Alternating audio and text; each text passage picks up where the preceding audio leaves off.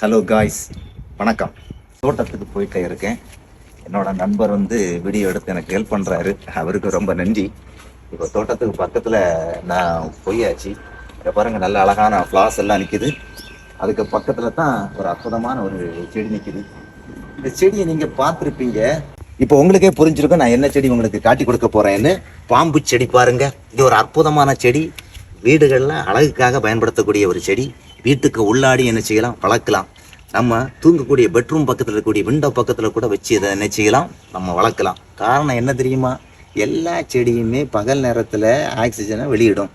இந்த செடி ராத்திரி நேரத்தில் ஆக்சிஜனை வெளியிடும். அதனால தைரியமாக நம்ம பெட்ரூம் பக்கத்தில் வச்சுக்கிடலாம், விண்டோ பக்கத்தில் வச்சுக்கிடலாம். இதுக்கு கொஞ்சம் ஒளியே போதும், வளர்கிறதுக்கு கொஞ்சம் தண்ணியும் போதும். இதை நம்ம பெட்ரூமில் வைக்கிறதுனால மைண்டு ஒரு நல்ல ஒரு ரிலாக்ஸேஷன் கிடைக்கும். ஸ்ட்ரெஸ் எல்லாம் மாறிடும் பாருங்க. படிக்கக்கூடிய குழந்தைங்களுக்கு இந்த செடியை அப்படியே பார்த்துக்கிட்டு அப்படியே படித்தாங்கன்னா அந்த அளவுக்கு ஒரு மைண்ட் ரிலாக்ஸேஷனோட படிப்பாங்க. அந்த ஒரு புத்துணர்ச்சி கொடுக்கக்கூடிய ஒரு பிளான்ட்டாக இந்த ஸ்னேக் பிளான்ட்.